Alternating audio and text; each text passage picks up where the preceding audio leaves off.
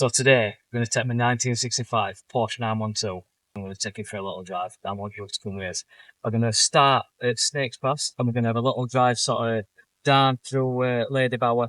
I'm going to take a little divert off and go down Strides and stop along the way, have a bit in the chat, tell you a little bit about the car, and hopefully enjoy the ride. I bought it roughly 6-7 months ago, Gear Tech. I just saw it online. Bobbed in on Google, that was like Porsche 912, just see what comes up on images, and this was it. Pool brand, exactly what I wanted. I was like, this is sick. It were in California at the time. I just browsed for photos that were online on listing. Anyway, cut a long story short, it looked really good condition. All body were like, from photos, looked rock solid. It turned up probably a month or so later, and yeah, it was a bit in a different story. So I just sort of do a little interior video, what actually got done. So basically I had to recover these all around in back and everything. The actual door cards, funny enough, are original. It's the only thing on car that actually managed to survive, well, interior wise. New carpets, obviously like I mentioned earlier, it's had floors. It did have a rear seat bucket. Seats have obviously been replaced. This all needed redoing with a little sort of Porsche emblem in it. I ended up cleaning all this up because that were absolutely knackered, well, we're minging to be honest. Alt gear stick, topper, linkages, bushes, all inside there got redone. It's a bit hard to see, but there's like all rubbers and bushes and things inside there which all had to be redone. It had a new master cylinder on it. Nice early 3 gauge as well, which is pretty cool. Dash topper, I mean, that was literally the most expensive thing I've ever had to buy in my life. It was shocking. It cost pretty much as much as car. Yeah, again, all seals were replaced, door seals. All these latches, I luckily managed to, you can get like a rebuild kit, and just put it out there, if you don't know, the little plastic in there is from a Carman gear. So don't pay Porsche prices when you can get it from a Carman gear, and it'll be like basically 20 quid from a swap meet or something like that. So yeah, don't be conned. Similar kind of story on this side. All these little knobs had to replace, all linkages had to be greased up, everything. It's not worked. All windows didn't open properly. Just put some little retro speakers in back. I changed original full shot came on it because I just always kind of liked that, like a bit in a, I kind of call it a goofy look, where it's a bit stock but quite high, narrow looking. I just think it looks wicked, to be fair. Like I said, all original patina on it, everything just what I wanted. Done little things like replaced a couple of badges, things like that, because they were missing. And then a lot of it was just a general tidy up, go through every single aspect of brakes because they were non-existent. Replace there's like a suspension arm with it all bolts to the front end. Replaced all that brace, battery tray area, because that's a common thing with obviously acid weeping over years and it rots them out. But yeah, I wanted to kind of keep the body as is. It's just exactly what I like. Just a bit in a user, something that you can drive like today, what we're going to do. Just some fun in it. I just feel like these kind of cars, they're for driving, they're not just to be sat in a garage. I'm all for keeping stuff preserved and things like that, but you do it, there's sometimes when you've just got to draw a line and be like, yeah, I'm just gonna go out and have a blast. So we're pretty much here, beginning of Snake's Pass. We're gonna have a good blast. As you can see, it's quite good for bikes and all. Everybody knows it's a good road down here. That view is absolutely banging. But this is right at bottom, so we're gonna start here. I'm going to stop a few times and just keep swapping cameras around because I'm no professional, as you can probably tell, and I've only got one camera, so you know I'm going to have to keep with things. But come on, let's go.